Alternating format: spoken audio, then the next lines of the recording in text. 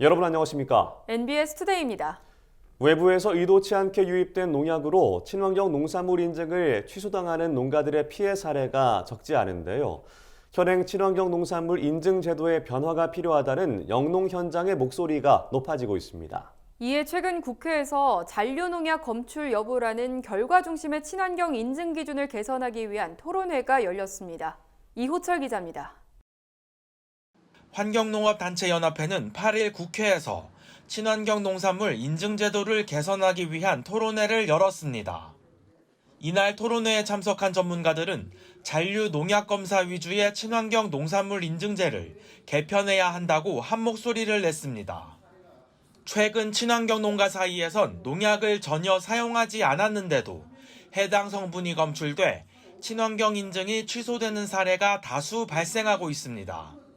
인근 농장에서 사용한 농약의 비산이나 토양 수질 오염으로 인해 의도치 않게 농약이 검출되는 겁니다.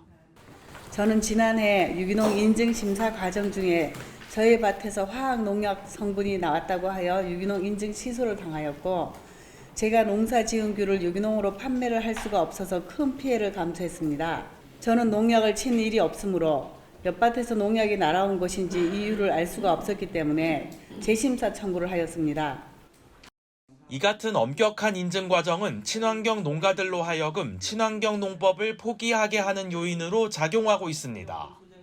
실제로 국립농산물품질관리원에 따르면 2020년 59,249가구였던 친환경 농산물 생산 농가는 2021년 55,354가구, 지난해 57,722가구로 크게 줄었습니다.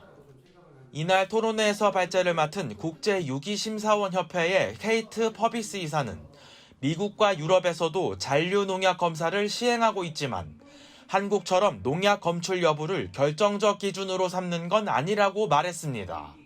그러면서 친환경 농산물 인증은 농약 검출 여부가 아니라 친환경 농업을 실천하는 재배 과정에 초점을 맞춰야 한다고 강조했습니다.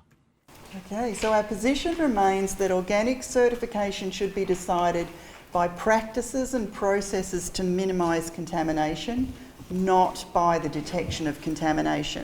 친환경 농산물 인증 과정의 문제를 근본적으로 개선하기 위해 인증 취소 기준을 구체화한 법률 개정이 필요하다는 의견도 나왔습니다. 현행 친환경 농업 관련 시행 규칙에 따르면 억울하게 친환경 인증을 취소당한 농가에 대해서는 재심사를 할 수 있도록 규정하고 있습니다. 하지만 농약 사용을 하지 않았다는 입증 책임을 친환경 농가 스스로 져야 합니다.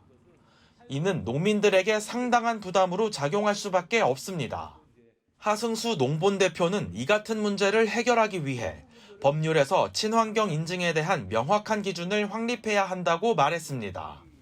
이거는 국회에서 법률을 통해서 정리를 해줘야 되는 문제지, 농림부가 시행규칙을 가지고 이걸 개정을 해가지고 문제를 해결하기는 어렵다라는 게 이번에 저는 드러났다고 봅니다.